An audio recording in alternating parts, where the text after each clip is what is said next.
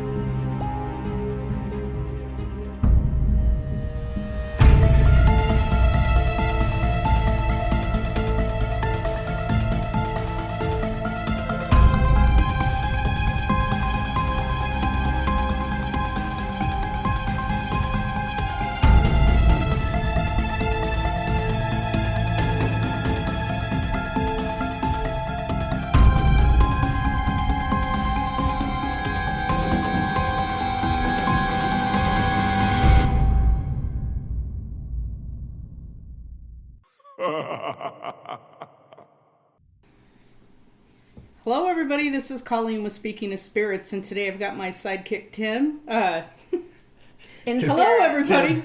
Hello everybody, this is Colleen with Speaking of Spirits.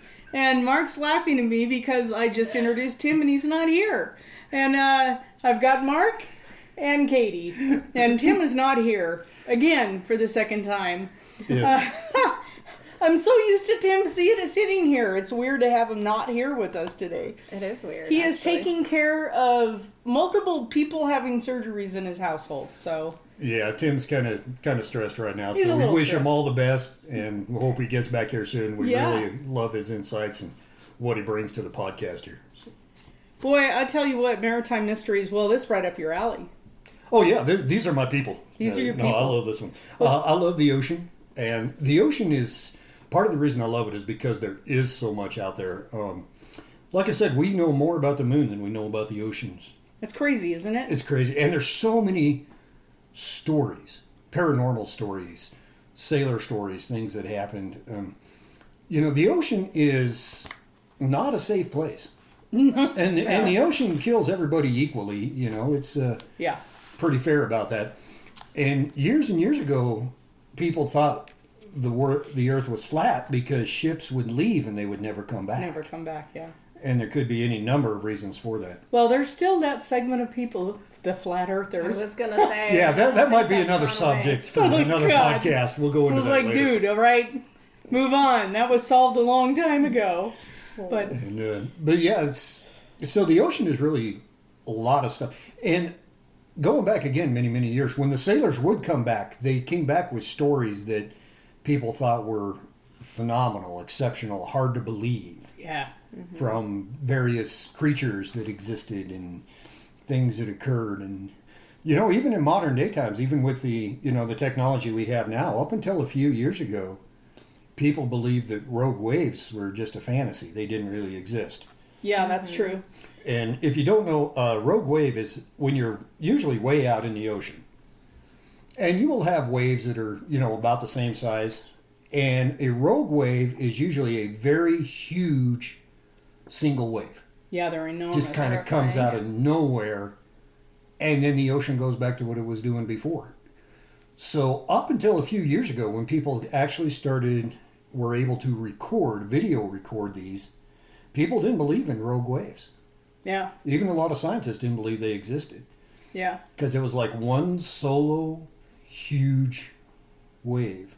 Is it an effect of the wind, or do they not really understand them yet? They really don't know because it seems to be just all by itself. Yeah.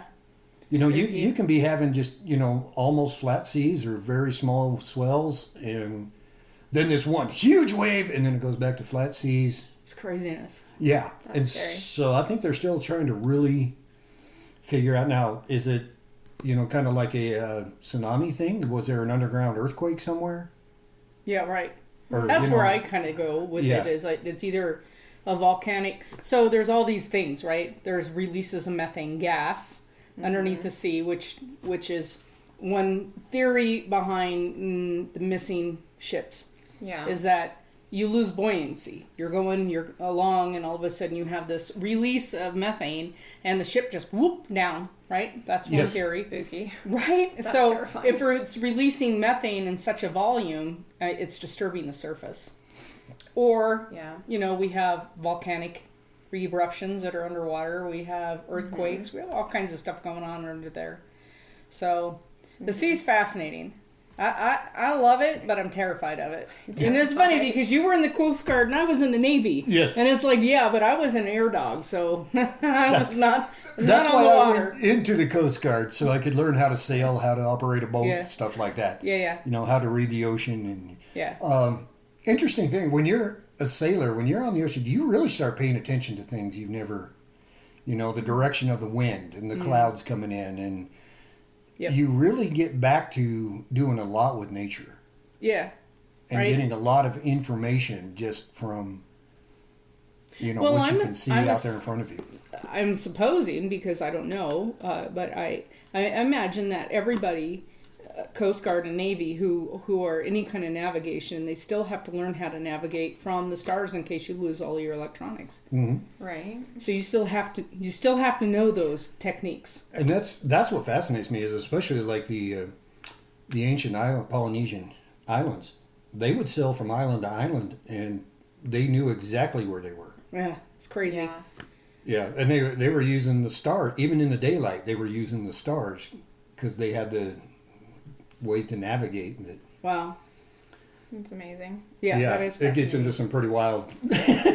So what mystery did you pick to talk about today? Okay, my mystery. I picked this one for a specific reason, and I picked my mystery. My mystery is the sailing ship W.H. Gilcher. This was a ship that was on the Great Lakes. It was built in 1890 by the Cleveland Shipbuilding Company. I chose this particular one for a reason, because this story is one, and then I heard a possible explanation for this that really resonates with me, that explains a lot of other paranormal events. Okay. So I'm going to solve a lot of issues with this one. Oh boy, here we go. Okay. Hang on, folks. Not only am I going to give this story, but there's going to be... Down the rabbit hole. That's right. We're fixing a lot of things with this one.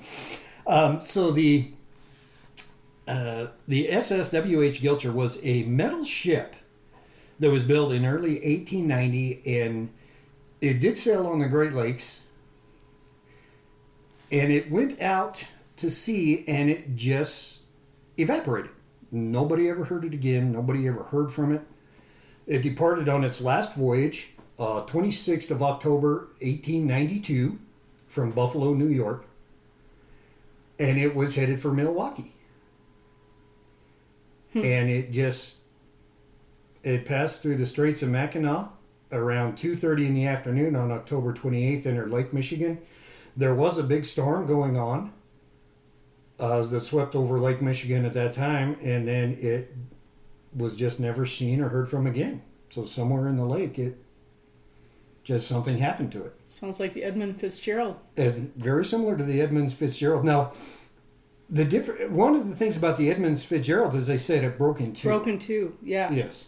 Well, they think that they left one of the doors, what do you call those, on the top deck? There's doors, and they think they left one of them open, the hatch, during the storm, and it started taking on water. So it took in water like on only one section of that ship. Then it caused it to break in half. That would do it, because one of the things you don't realize until you're on a ship is the amount of weight that water has. Yeah. And you get one compartment that gets a lot of water in it. That's a lot of weight. Yeah. Yeah. Lord. And that one had iron ore on it as well. So, and yours did, too. And this was called which ship? This one had coal on it. Didn't have iron ore, it had coal. But the Fitzgerald did have iron ore. Yeah. This was the W.H. Gilcher. Gilcher. It's still a big ship. It's a big ship. It was a pretty good size ship. Well, I'm trying to see if we can get some... So, it was 301 feet long. That's long. 91.9 meters for our non-U.S. friends here. Yeah, 301 feet, 300 feet long, and a beam of 41.2 feet. Beam is wide. Wide, yeah. How wide it was. Yeah. So it was about 41 feet wide and 300 feet long. So it was a good sized ship. That's pretty good size. So what was the theory? I mean, it disappeared during a storm, so is the storm the theory? I mean... And no survivors, I'm guessing? It just never showed up? Just never showed up. Nobody knew where it was. It just kind of... And they've never found wreckage? They've never found the wreckage. Remember that other... Oh, it was the plane over when we did... Yeah, that was in the Great Lakes. And that was in the Great Lakes too. I'm telling you, I'm more scared of lakes than the ocean. That is spooky. Yeah, the Great Lakes has had its share of There's a lot really of disappearances. interesting disappearances up there. And not just disappearances, a lot of really interesting, I guess, for paranormal going on in the Great Lakes. And the Great Lakes themselves are very deep. The depth of the lakes are deep, which is why a lot of these ships they still haven't found. Yeah. Found any... Well, and they're very cold, so when they do find wreckage up there, they're preserved pretty well. Mm-hmm. But so what you were talking earlier about some kind of link between this and the triangle. The triangle. Now, one of the explanations that I heard for this ship, and this is one of, there's actually many like this on the Great Lakes. One of the explanations I heard that really resonates with me is that beneath the surface, probably underneath the water somewhere, when they finally get down there or under the earth, is a layer of rock that is highly magnetized. And especially during a electrical storm, that magnetism just really gets amplified. And so if you've got a metal ship, which a lot of these ships that were made out of steel and metal, if you've got a metal ship that's carrying iron ore, mm-hmm. and it goes over a section that is very highly magnetized, mm-hmm. very similar to the methane, it just pulls that ship right down to the bottom. Why wouldn't... Okay, so let's chase this rabbit. Okay, so you have some iron ore that's magnetized, but these are shipping lanes. Mm-hmm. They're using the same lanes usually, mm-hmm. right? Especially in the lakes. From port to port. So they're following the same... Yeah. Why wouldn't it do it to every ship? Because it only gets... There is something about an electrical storm in the area that really magnifies that electrical current. But isn't that common on the Great Lakes? They have a lot of lightning and big storms, don't they? They do have some big storms, but it's also when a lot of these disappearances occurred. That's interesting. Were around major storms. So it may not just be the wave action. So it may not be, or it may be a combination of everything. Yeah. Spooky stuff, though. Yeah. It could be then that there's enough electromagnetic energy to pull a metal ship carrying iron ore down low enough that a wave will come over. Yeah. So it could be a combination of things. But the explanation that I heard also said then that like this same, I'll call it this vein, right. whatever's under the water there, also runs down into the Bermuda Triangle. And I would think that would also explain a lot of things down there, too. This has been conclusively This mapped? Is just a theory at this point. It's a theory. The map has been... The iron, magnetite or whatever is under there? I don't know if they've mapped that yet. Oh, okay. But it's a theory, and it's a theory by people that know more about it than I do. Well, so that's interesting because that could also explain why planes are going down because it's screwing with their gyroscope and everything else. And their altimeter and all of the electronics in a plane. And a lot of planes are go down in these areas. And so the Sierra Nevadas, Desolation Wilderness, I've hiked it and I've spent weeks out there by myself. And it's a beautiful area. It's my backyard basically. So I'd be on my horse and camping and...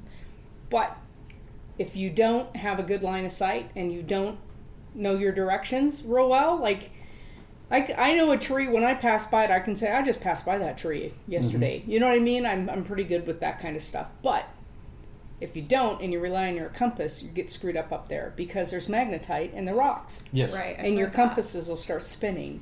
And a lot of planes have gone down up there. My dad did a lot of search and rescue in the Sierra Nevadas up around Tahoe where Desolation is. because it can mess with electronics at certain times. It's not all the time. And I'm wondering now, could it be like when we have solar flares? Could be. Or we're at a certain rotation. Certain rotation, exactly. Like, it's not all the time. But a lot of hikers go missing and are found dead up there because they just can't get out and they die of exposure.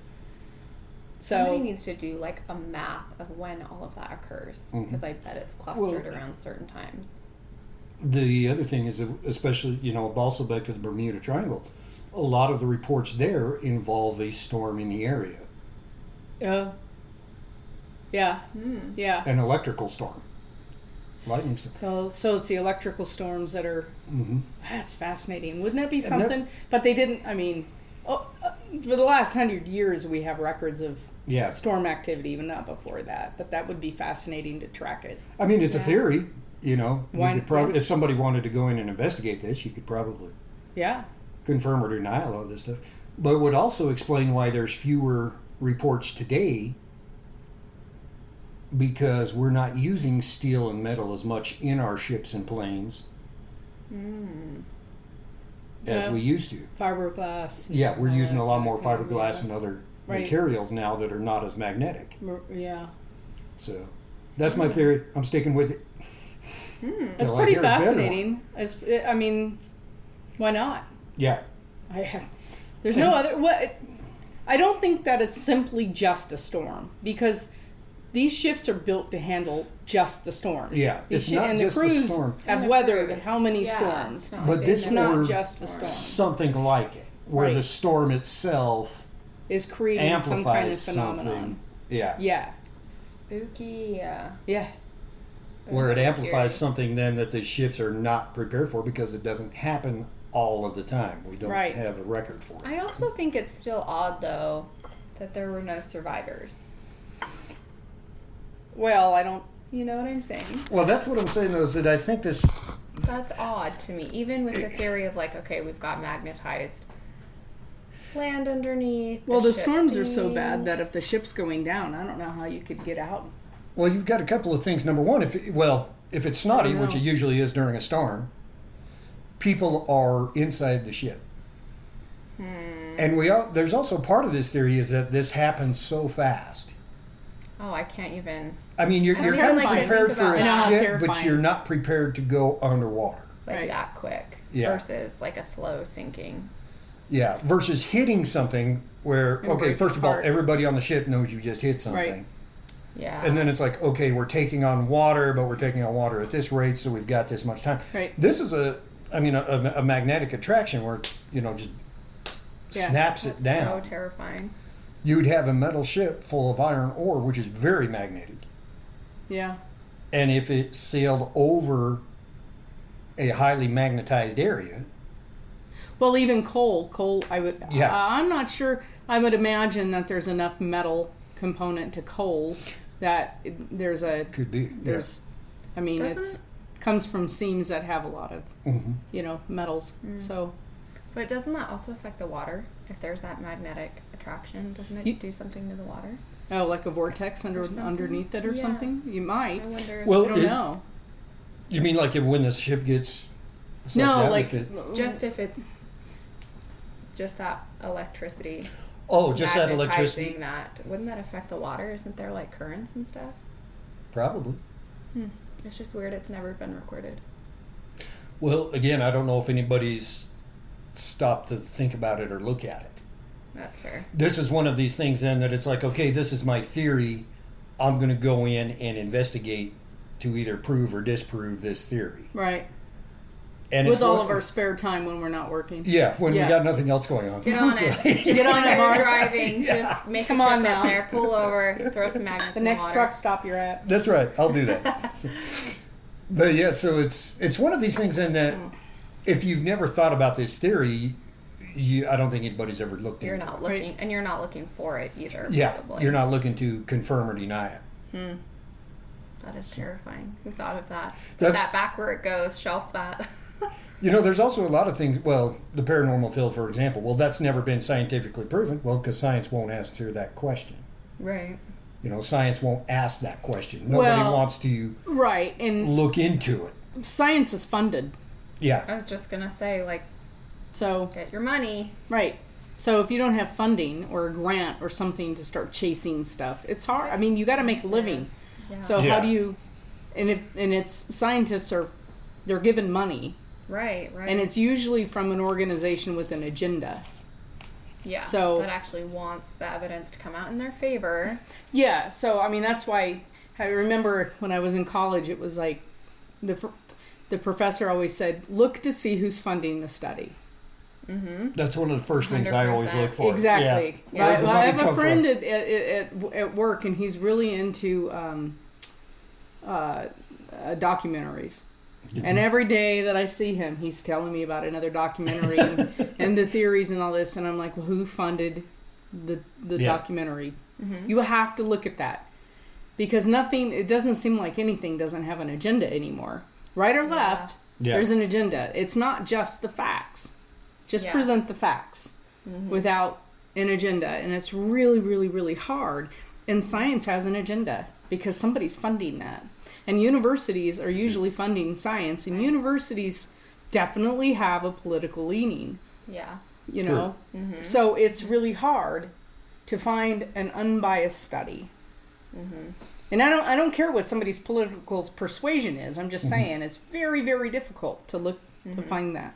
Yeah. It's hard enough to interpret, like, data completely objectively anyway as a person, because we all come from some sort of context, some sort of background. Right. That's the lens you see it through, and then you throw the funding on top of it. Yeah. You can submit your data, but somebody's going to interpret it and present it however the heck they're Yeah. getting paid to. Exactly. I had a statistics professor that said the figures don't lie, but the liars do the figures. Honestly, It's exactly the truth. he's not right? wrong. It's exactly the truth because you can make a statistics to say anything you want. Yes, Which is terrible. isn't it? It's awful. It's like you read stuff anymore and you're like, I don't know what. So my dad he came from believe none of what you hear and half of what you read. It's That was terrible. his. Yep. So Disheartening. what did you have? What'd you got for us? I have the Mary Celeste, and unfortunately, as much digging as I did, I don't think there's a clear answer at all. Like, I don't even think there's a theory that we can say is well supported enough. It's like a full-on mystery. So, the Mary Celeste was an American registered merchant ship that was supposed to go to the, actually, I don't know where it was supposed to go, but it was found deserted off the Azores Islands in 1872. And when we say deserted, we mean deserted. Everything was left, like all of the alcohol that it was hauling, which was like 101 barrels or something. Yeah, you don't leave alcohol. No There's not sailor a is going to sailor. leave the alcohol. Exactly. Nobody's going to leave the alcohol. So all the barrels of alcohol were untouched. All of the crew and captain's personal belongings. And he took his wife and his 2-year-old daughter too. All of that was untouched. The only thing that looked weird is the lifeboat was gone. And some of the logs and maps were disheveled. And the crew and captain, nobody ever saw them, heard from them again. Nothing. When was this? So the ship was found in 1872, and she had only been sailing about a month. She left New York City for Genoa on November 7th and was found on December 4th. And the Canadian ship Dei Gratia was the one that found it. And of course, there was a huge investigation, like insurance fraud. Like, did the other ship's crew kill him and whatever, all the fun stuff. Sorry about the dog noises, guys. They We have got dogs opinions. in We got dogs. They have opinions. So yeah, ship was deserted, lifeboat gone. The sails were partially set. It's fascinating. The ghost ships like that are really interesting, particularly when there's alcohol and food and everything. Oh, on them. everything. Perfect condition. What would make, other than a storm, Exactly. what would make you abandon ship? Yeah, so they read through the logs, obviously, to see were they experiencing weather, whatever. But really nothing. The only thing... Puppies. Bringing in the dogs. Yes. They did find that it looked like there were cuts on the side of the bow that he thought were caused by a sharp instrument like an axe, and they thought there was blood on the captain's sword. So they were like, oh, maybe it's pirates. Or whatever. But again, somebody else came in with the insurance. Hello! Dogs. And I don't know if it's skewed because it was the insurance company, but they said they tested it wasn't blood. That the cuts could have just been from like a collision or just wear and tear on the ship. But the ship was in perfect condition. The other crew actually sailed it back to Canada. Never heard from the crew, never found the crew. They still don't have the weather. There's actually an investigator from, I don't know who she's sponsored by, speaking of people who do tests. Yeah. But she's a documentation leader and an oceanographer, actually took like weather patterns from way back when. Like they use it to study climate change and stuff, and didn't think that it was a particularly rough sailing season in that part of the ocean. Nothing, I mean, it wouldn't matter because the ship was in perfect condition. So there's a lot of theories. There's paranormal theories. Of course, some people say it must have been a sea monster. Yeah. People say maybe an underground earthquake and there was a water spout that scared them off, so it didn't actually hit the ship, but it scared them, so they went in their lifeboat. But they know for sure that the captain already spotted land, had already spotted the islands. So, yeah, that's part of the mysteries. Why would you abandon your ship when you're that close? You're that close. You're like island? Within a day to an island. Why would you leave? Exactly. You didn't right? take anything with you. Never heard from. They never found the lifeboat. And pirates would have taken the alcohol. Oh, 100%. Oh, yeah.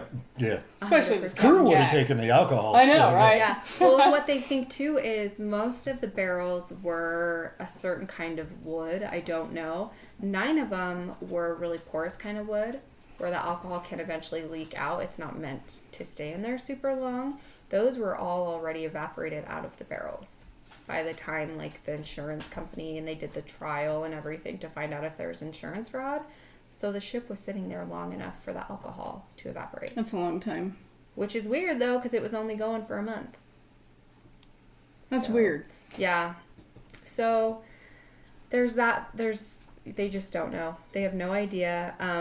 Again, it went to trial because they wanted, of course, whoever finds an abandoned ship gets to take all of the stuff off of it, gets the money. So they had to do the trial, and it went on for days and days, and it was really controversial. And Canada did get to take the ship, and unfortunately, that ship had a really terrible history afterward too. Really? Yes, it's awful.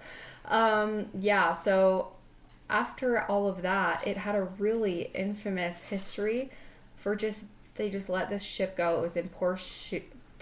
It was always losing money on runs from Boston to Africa because it was always breaking down. And finally, it slammed into a reef. Oh, geez. Which was a known hazard. And it didn't sink, but it was hopelessly splintered. And it turns out that the captain did that on purpose. Oh. Because he wanted to salvage the rights for the load of ale, cutlery, and shoes. And then they found out after that he had actually been faking all of these like crashes and stuff, and he was just using it as an insurance scam. So I don't know. Yeah, he was selling bad liquor out of it. Yeah, the wine was actually rotting fish that he was selling. Oh my God. Yeah, so the poor ship had a really sad history after that, and unfortunately there's been no evidence or theories. That's nuts. Yeah. Isn't that crazy? They never knew. I did run across a possible explanation of this. This is from a university in Britain. So again, consider the source. I think I saw this article. Yeah, but a doctor over there did a experiment that he says explains the history. Is it the explosion one? Yes. Yes, I did see that. The what? I think he's full of hot air, but I know what you're talking about. Yeah, so he said they used butane gas, simulated an explosion caused by alcohol leaking from the ship's cargo. Which would have been the barrels, Right. He said instead of wooden barrels, he used cubes of paper. Don't know what that difference. Setting light to the gas caused a huge blast which sent a ball of flame upwards. Surely the paper cubes would have been burned or blackened, or the replica held damage. Neither happened. What? The replica did? Well, yeah, but there would be some evidence, you would think, at least on the ceiling of the hold that had that alcohol in it. Well, Or the especially since the sails. mast would have been charred or something. Something. You would think that there would be some evidence. I can understand an explosion of vapor. Yeah. And then it's that once the vapor's gone, the fire source Right. is gone. That's what he Right. said. He said But- it was a pressure wave type of explosion. But behind it was relatively cool air. No soot was left behind, and there was no burning or scorching. Yeah, but does that... Why would people all abandon the their people be ship? gone? It would be scary. It would be that would be explained because an explosion on ship is really bad. Yeah, I would imagine. So if it exploded, then that would have been enough to scare everybody off. Hmm. And then if everybody got into, now it said, did it only have one lifeboat? Because back then Yeah. they didn't have requirements for lifeboats. I think just one with her lifeboat. So missing. the one lifeboat, was that big enough to hold the entire crew, or I Who have knows? no idea. They And could have that's, overweighted the lifeboat and it sank. well, and that's you know? the thing too, is it's like if the lifeboat made it somewhere, which they were within, that was the next thing. Visual, Though, if they yeah. would have seen land, why wouldn't they have gone back once they realized they would have. they're Yeah, Oh, the ship's not on fire. Let's at okay, least go let's get go back to the provisions. ship. yeah. I you mean, know what's fishy too, though, that I found, and it kind of goes back to this like source, right? The source that's doing the research and stuff. Pretty much every article I looked at and read, from Smithsonian to this documentation and oceanographer to this website that you pulled up, it's all just focused on why the ship was abandoned, not finding where the people went. yeah. To me, it's like, where did the people go? Like, the captain had a living son back in England because he was going to school. Yeah. So it's like, yes, I want to know why they abandoned the ship, but I also want to know where Where the heck they- they went. Where an explosion would cause people to abandon the ship, but again, if they were close enough to see land, Yeah, they would Right. have gone back. and unless they tried to put everybody on the lifeboat and something happened to the lifeboat, Yeah, Right. but you'd still think even if they did that, it People- would have sunk pretty quickly if it was too many people. So you just swim right back to the ship. I was just gonna I say, mean, I'm unless sure it was their really crew- foul weather when this happened. I don't know. Isn't that's the it thing. bizarre? According to this, there was like a large kaboom, and then everything was fine. Yeah, so then go right back to the boat and go. Yeah. Oh, wait a minute, the ship's not on fire. Let's go back. Exactly. I don't understand. It's That's just weird. It's all. That's why I'm saying, like, there's theories. People have tested theories. Did it say how It's many all crew members it fishy. had? Did you ever find it?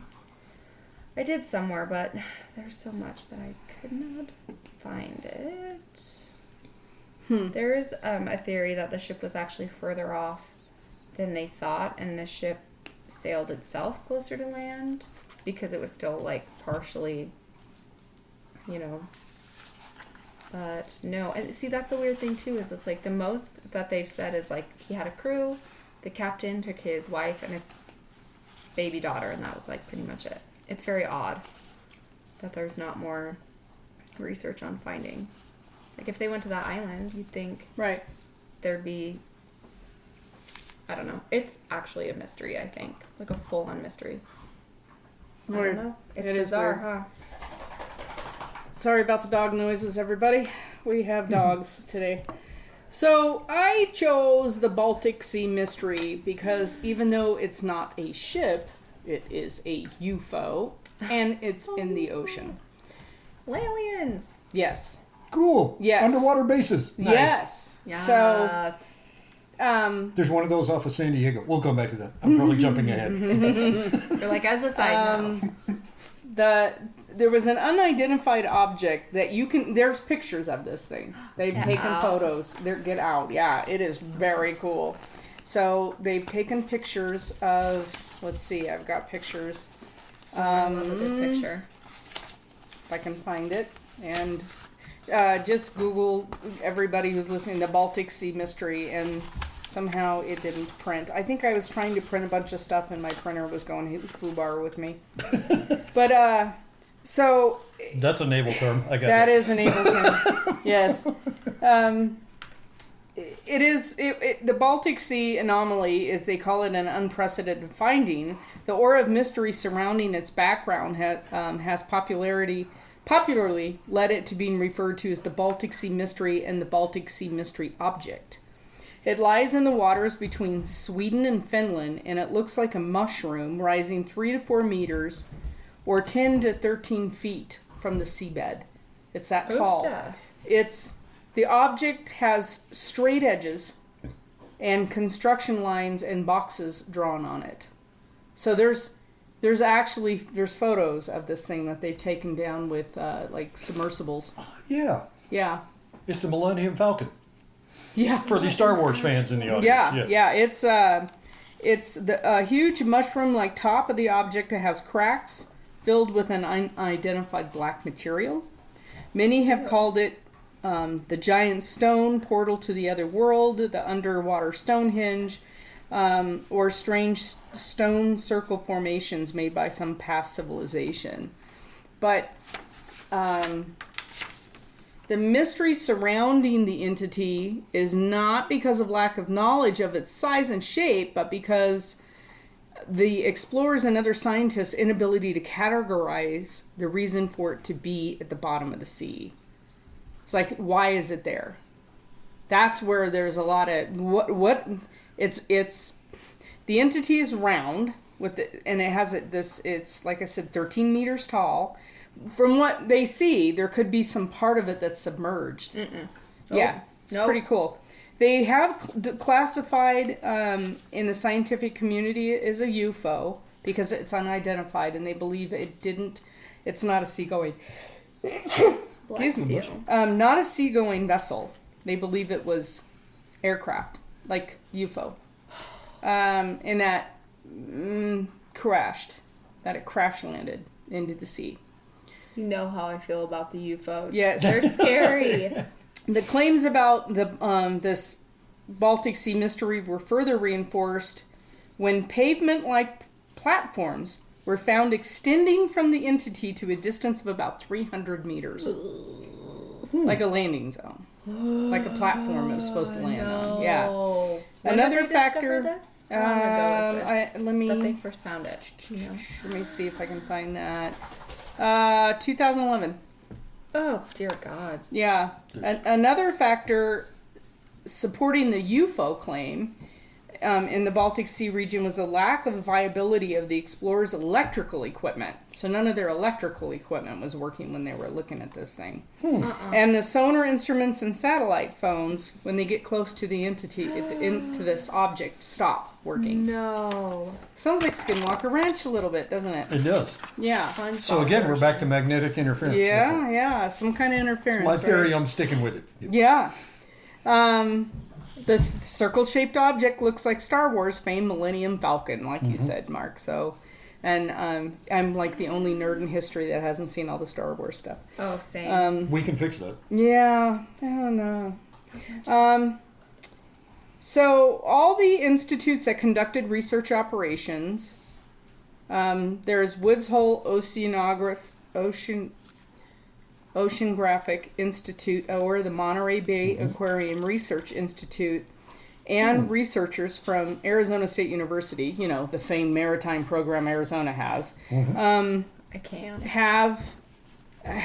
They've all looked at this thing. They don't know if is it some kind of weird glacial deposit? Don't think so, not with a 300-meter platform.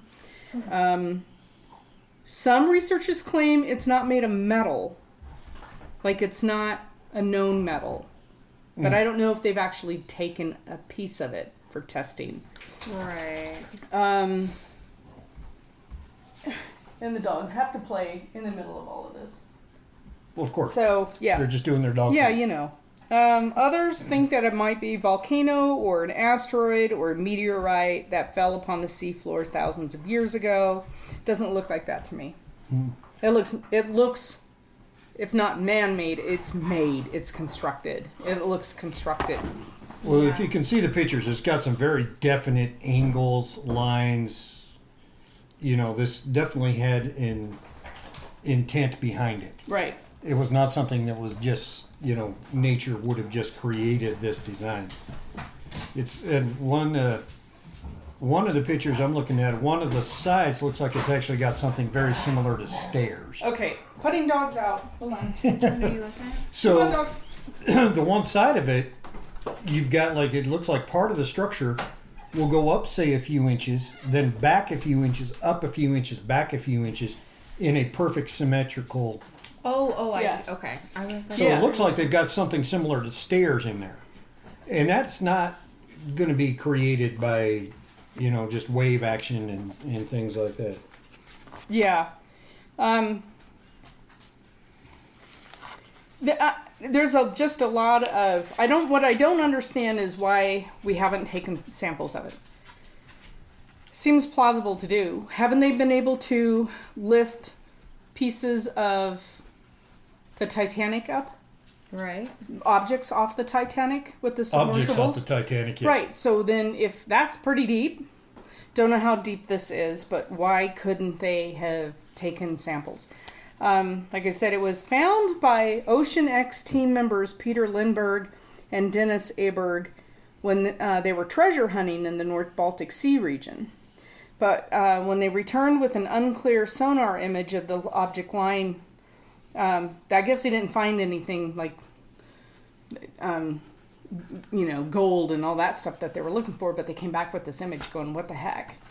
So it is very cold water because it's Baltic Sea. It's very, very cold. It's apparently like at freezing level temperatures. And they do say that it has a vast circular top and a staircase or a runway. Yeah. So it's one of the main reasons that they're having a hard time answering my own question here in identifying or studying this object is that all electronic equipment stops functioning within 200 meters radius of the object. Huh. Bizarre. I think So- that's the most bizarre thing. So we're going to have to go old school to use something non-electronic. Right. So they don't know how to do comparative investigations on it because they don't have the ability to get to it because all of the electronics will stop. That's spooky. So I guess if they're sending down some kind of submersible with the ability to saw something off of it, it's not working. Is it gonna? Yeah. I would not go down there if you couldn't get your electronics to work. Bye. No, that's scary. It is pretty scary. I don't know. I think it's fascinating. When I was researching this, and even though it's not maritime, but it's pretty cool, I was researching, it's kind of the similar look and shape. Somebody was hanging out on Google Earth, and they were going up over the, I can't remember if it's the Arctic or the Antarctic, but they were at one of the poles, and they were using Google Earth and just kind of scanning it. They found a disc. You're not serious. Well, I think it's in the Arctic because we have some ice melting up there. So, Yeah. Whether you believe in global warming or not, there's ice melting in the Arctic, but there's ice building in the Antarctic. And there's also evidence that our poles have shifted at some point, so that could be happening. Spooky. But they found a disc, like it crashed, and it's being, as the ice is melting, they've uncovered it. So you can look that up too, and it looks somewhat similar to this object in the Baltic Sea. Same mass. It's Same pretty size. large. Pretty large. Size and design. Do you see it, Katie?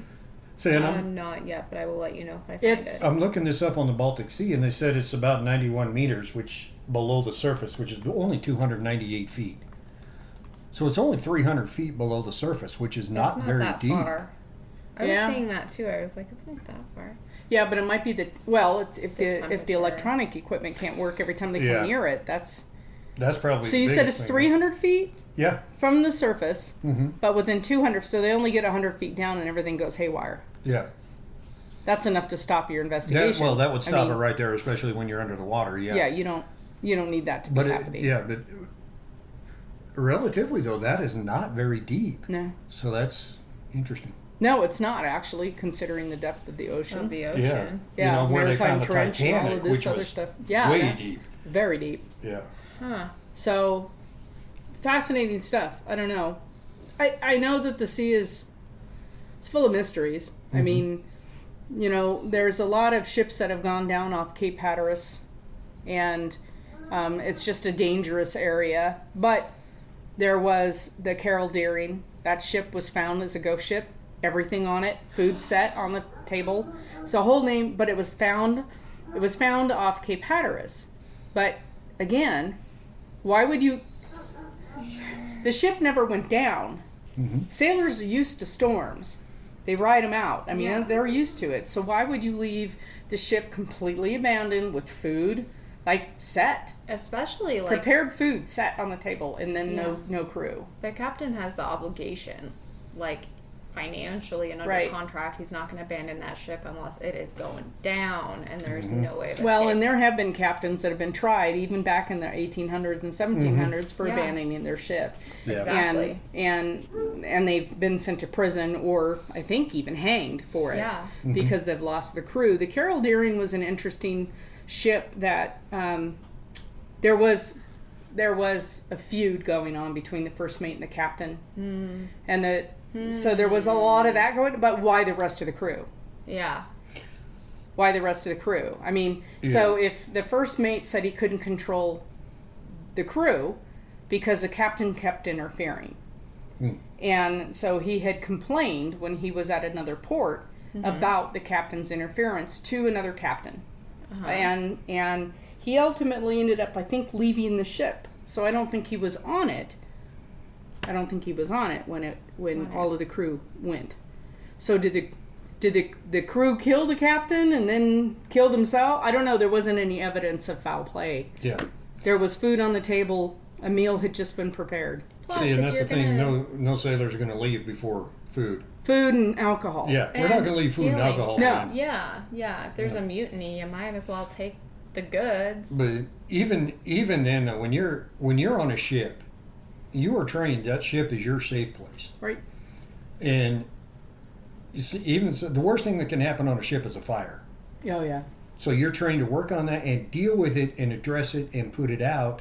Not jump ship. Yeah. And you can't run away because you don't have a lot of don't room to have anywhere run. to go. Eventually, you're going to run out of real estate, So you learn to just fight everything, and being on the ship is your safe place. Well, even So let's say you that have the gotta captain be was incredibly scared. right. Or something or the captain way was out of some line. raving lunatic, and they did him Yeah. in. They throw him overboard, and they keep going. Yeah. Somebody assumes command, and you keep moving. So, where did everybody go? That's another one like your mystery, Katie. Where did everybody go? And that's one of the interesting things about ghost ships. And there's a what lot happens. of them. Yeah, there was a there's- lot of ghost ships There's that have prob- been found. We, when I was in the Coast Guard up in Puget Sound, we ran into one. We had a fishing vessel that was up there that was just drifting, and so we did a boarding, and there was nobody on board. How big was It it? was That's empty. spooky. It was a small one. Yeah. It was a very small one. So it was probably 2 or 3 30 on the feet. crew. Yeah. And well, actually, that particular time, what they were fishing for, most of those ships were solo, Oh, one person. so who And knows? we He could have figured he got tangled up probably in a was- line and went over. Yep, out on Yeah. out on the deck doing something. Either got tangled up in a line or Yeah. took a bad wave and Yeah. fell overboard. Yeah. It's terrible. Yeah, Yeah. and we never found him. But Well, it's fascinating, and I think there's a lot of paranormal components to it because There there has to they're be. definitely mysteries. We don't know. Is it your The magnetism. magnetism? Is it methane? Is it electrical storms? it's got to be All something. of the above. Yeah, it's got to be something really strange for the crew to vacate the ship, though. What I think is kind of fascinating is think of the technology for a UFO because they're highly advanced. Mhm. I mean, this isn't a stuff of science fiction anymore. We have Right. military now has released all of these flights and images, right? It's now, you're not crazy for talking or believing about it because it's there and it's front and center now. We know it's there. And they're obviously highly advanced. So the Baltic, they're crashing? I mean, I guess, if you think, how many UFOs could be out there, they could crash. But, is it a base that somehow something happened to? Are these, I guess they do crash. I mean, anything that flies can come down, so... Depending on how far down the rabbit hole you want to go for the UFOs, there's some theories then that there's actually different races of UFOs that are actually having battles. I've read that. And that's what they think Roswell was. One of the ships got damaged in a battle. Oh, yeah. And ended up crashing just outside of Roswell, New Mexico. Well, I've heard stories where people have seen things in the air that looks like they were firing at each other. Interesting. You could see like tracers going back and forth. I don't know. The whole thing's interesting. It's very scary. Spooky. It is spooky. So I'll just throw that out there and just let everybody ponder on that for a while. Yeah, that's a great... Good night. Well, yeah. That's me. I'm not here for it. All right, everybody. Well, this is Speaking of Spirits. Thank you for joining us on this episode of Speaking of Spirits. We hope you'll catch us on the next episode. As always, please go give us a review. Let us know how we're doing, and we'll talk to you later. Thank you.